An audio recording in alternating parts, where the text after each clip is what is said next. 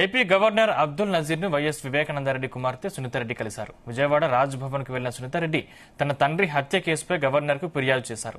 వివేకాను అతి కిరాతకంగా హత్య చేశారని, ఈ కేసులో తనకు న్యాయం చేయాలంటూ విజ్ఞప్తి చేశారు. కేసు దర్యాప్తు వేగవంతం చేసేలా చూడాలని కోరారు. హత్య జరిగిన నాటి నుంచి నేటి వరకు జరిగిన పరిణామాలను గవర్నర్ కు వివరించారు.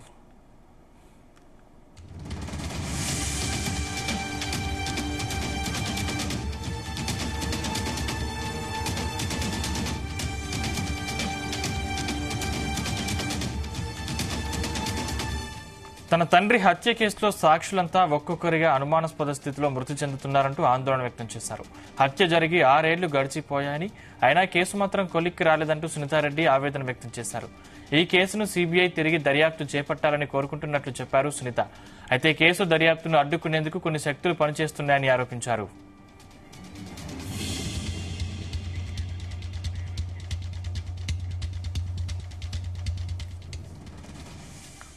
వివేకాను చంపిన నిందితుల్లో ఒక్కరు మినహా అందరూ బెయిల్పై బయటే తిరుగుతున్నారని, సాక్షులు మాత్రం చనిపోతున్నారంటూ ఆవేదన వ్యక్తం చేశారు. సాక్షుల్ని వాంగ్మూలం వెనక్కి తీసుకోవాలంటూ నిందితులను హడలెత్తిస్తున్నారని ఆరోపించారు. ఇన్నేళ్లైనా తమ కుటుంబానికి న్యాయం జరగడం లేదని, నిందితులకు కఠిన శిక్ష పడటం లేదని ఆవేదన వ్యక్తం చేశారు వైఎస్ సునీత. రైట్, ఈ అంశానికి సంబంధించిన మరిన్ని పూర్తి డీటెయిల్స్ మా ప్రతినిధి రామచంద్ర అందిస్తారు. రామచంద్ర, గుడ్ మార్నింగ్ అండి.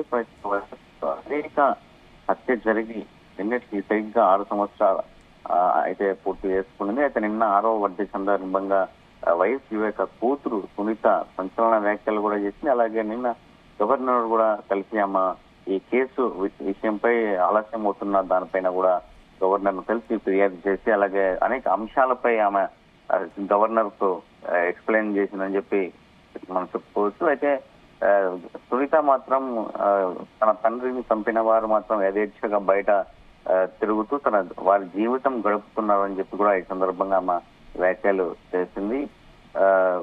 ఏదైతే తన తండ్రికి చావు కారణమైనటువంటి అవినాష్ రెడ్డి అని చెప్పి ఆమె మొదటి నుంచి కూడా ఆరోపణలు చేస్తూనే ఉన్నారు. భాస్కర్ రెడ్డి, వైఎస్ భాస్కర్ రెడ్డి, అలాగే అవినాష్ రెడ్డి ఇద్దరు కూడా అని చెప్పి ఆమె తీవ్ర ఆరోపణలు చేయడము పెద్ద ఎత్తున మనం చూసాం. గత ప్రభుత్వంలో కూడా పెద్ద ఎత్తున ప్రభుత్వంపై, అలాగే ప్రభుత్వంలో సీఎం గా ఉన్నటువంటి జగన్మోహన్ రెడ్డి పై కూడా తీవ్ర వ్యాఖ్యలు చేసింది. అయితే ఈ రోజు ప్రభుత్వం మహాకూటమి ప్రభుత్వం వచ్చినా కూడా తనకు న్యాయం జరగట్లేదు అన్న కోణంలో ఆమె ఈ వ్యాఖ్యలు చేయడం జరిగింది. అయితే ఇదే ఈ గత ఎన్నికల్లో కూడా ఇదే అంశాన్ని ఎన్నికల ప్రచార అస్త్రంగా మార్చుకున్నటువంటి వైఎస్ షర్మిల కావచ్చు, కూటమి నాయకులు కావచ్చు, మరి ఈ రోజు ఎందుకు చేయట్లేదన్న భావన కలుగుతుందని చెప్పి ఆమె వ్యక్తపరిచింది భావన. అయితే మరి చూడాలి, గవర్నర్ ను కలిసి ఆమె ఫిర్యాదు చేసింది. మరి గవర్నర్ ఎలా ఈ ఫైల్ ను కావచ్చు, ఈ కేసుకు సంబంధించినటువంటి అప్డేట్స్ అన్ని తెప్పించుకొని ఎక్కడ జాప్యం జరుగుతుందన్న వివరాలు కూడా పరిశీలించే అవకాశాలు అయితే ఉన్నాయి. మరి సునీత మాత్రం తన తండ్రిని చంపిన వారిని శిక్షించే వరకు తాను తిరుగుతూనే ఉంటాను, ఎంతవరకైనా ఎవరి వరకైనా వెళ్లి న్యాయం కోసం ఎంతవరకైనా వెళ్తానని చెప్పి ఆమె చాలా స్పష్టంగా చెప్పింది. అయితే ఇప్పుడు ఆమె అదే చెప్తుందని మనం చెప్పుకోవచ్చు. మరి ఈ విషయంలో ఈ కేసు ఎందుకు జాప్యం జరుగుతోంది?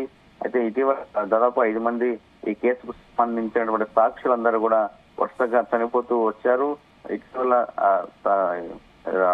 రంగన్న కూడా ప్రత్యక్ష సాక్షి, అతను కూడా చనిపోవడము, ఈ కేసు ఇంకెంత మలుపులు తిరుగుతాయన్న ఆసక్తి అయితే పెద్ద ఎత్తున ఉంది. మరి చూడాలి, ఈ కేసులో ఇంకా ఎంతవరకు జాప్యం జరుగుతుంది, లేదా వెంటనే కోర్టు కావచ్చు, సిబిఐ కేసు కావచ్చు, ఇవన్నీ ముగిసి వెంటనే దోషులు ఎవరన్నది బయటకు పడుతుందా లేదా అన్న ఆసక్తి అయితే పెద్ద ఎత్తున ఉందని చెప్పుకోవచ్చు.